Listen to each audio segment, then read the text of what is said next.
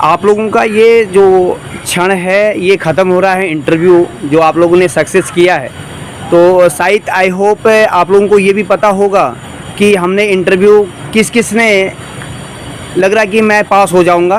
पहले तो आप लोग अपने मन से बताइए कि हाथ खड़ा करिए।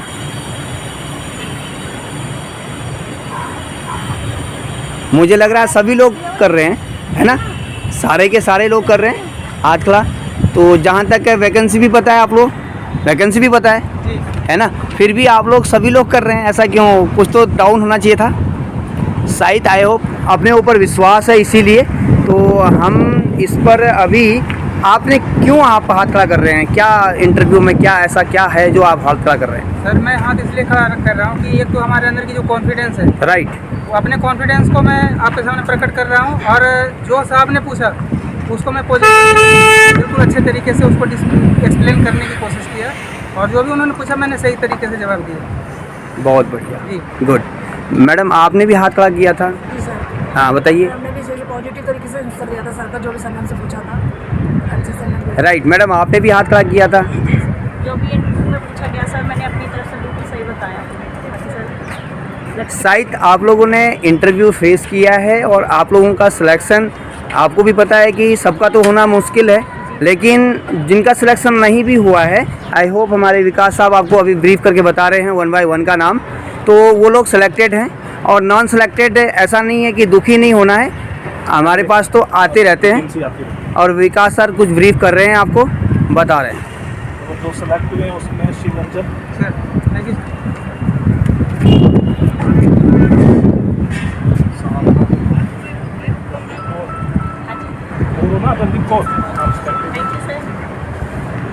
थोड़ा अलग अलग होते रहो, जो सिलेक्ट हुए हैं, जो सिलेक्ट हुए हैं वो अलग अलग होते रहेंगे।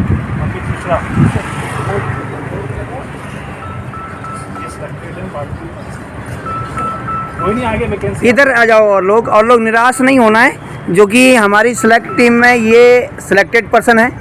और मुझे तो आशा था कि जो सिलेक्ट थे ये शिवरंजन जी बता रहे थे कि मैं ऑलरेडी सिलेक्ट हो जाऊंगा, और मैडम ने भी कहा है कि मैं सिलेक्ट हो जाऊंगा।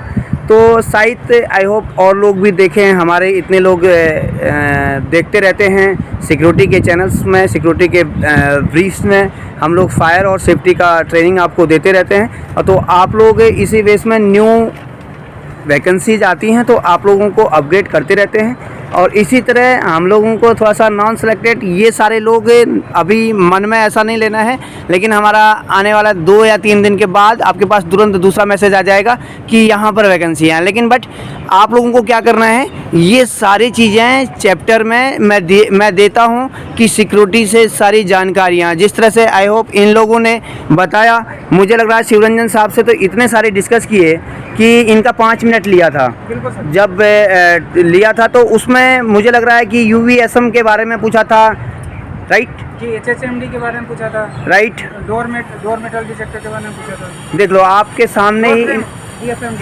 राइट। और इनने बोला था कि एक क्वेश्चन में भी तो थोड़ा सा उन्होंने ये भी पूछा था कि यदि कोई अनऑथराइज आइटम आ जाता है आपके पास, तो आपका क्या एक्टिविटी क्या रहेगा, आप कैसे आप पहचान पाओगे कि अनऑथराइज आइटम है, राइट, कैसे चेक कर पाओगे। ये सब चीज़ें जो थी साहब ने जवाब किया, उसका सही तरीके से हम लोगों ने जवाब दिया। बहुत अच्छा शिवरंजन साहब आपने हासिल भी किया है। और वास्तव में आपको इतना 16 साल का एक्सपीरियंस है ग्रुप 4 का।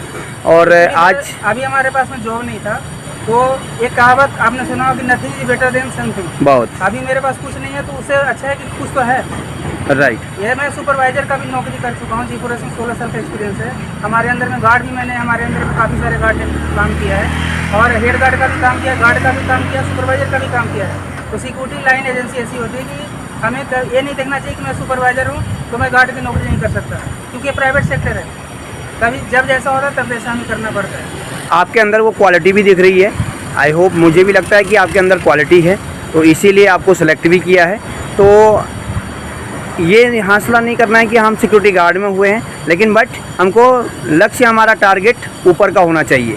ये हमको फील करना है कि हमें सारे टारगेट जो है हमारा ऊपर अपर लेवल का होना चाहिए, लेकिन लोअर लेवल का हम टारगेट देखेंगे तो फिर हम सक्सेस नहीं रहते हैं। तो हमको अपर लेवल का टारगेट देखना है। आज यहाँ पे भी वैकेंसियाँ, आपको पता है अभी हमारा GTO चला, ठीक है। तो हमारे साहब जो सामने खड़े हैं ये GTO पर्सन हैं, हम इनसे भी जानना चाहेंगे कि आपको GTO के बारे में ब्रीफ करेंगे और हमारे साहब को कितने GTO का क्या कल्चर है वो आपके सामने बताएंगे।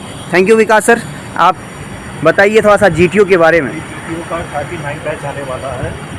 GTO एक कंपनी का कैडर है जिसमें आप ASO रैंक में सिलेक्ट होते हो, सिक्योरिटी ऑफिसर रैंक में सिलेक्ट होते हो, उसके बाद आप ब्रांच में जाते हो।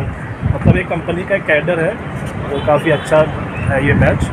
जो भी ग्रेजुएट लोग हैं वो ये ज्वाइन कर सकते हैं। ठीक है, तो आप लोगों को ग्रेजुएट लोग जैसे आप लोगों ने BA BSc या BCom किया हो और प्लस NCC प्राथमिकता होती है और MBA 2 चीज़ें आपने और की हैं तो उसके साथ आपको प्राथमिकता दी जाती है। तो आप लोग मैंने सर से ये सुनना चाहा क्योंकि ऑलरेडी GTO हैं और शायद कौन सा बैच है सर? 29 बैच के हैं हमारे GTO पर्सन हैं, तो आपके सामने ही ब्रीफ कर रहे हैं कि बता रहे हैं कि और आज इनका जो रैंक है वो तो मैनेजर अभी हैं हमारे पास, AM हैं ये, तो आपके सामने ही देख लीजिए। और कब ये SIS में ज्वाइन किए हैं हम ये भी जानना चाहते हैं, कितनी जल्दी से ऑपरेशन मैनेजर इनको रैंक मिला हुआ है। सर थोड़ा सा 2013 में SIS में ज्वाइन किया था। पहली पोस्टिंग गुजरात में थी, 6 साल गुजरात में रहा, 4 साल दिल्ली में हो गए, अभी operation manager. Thank you sir.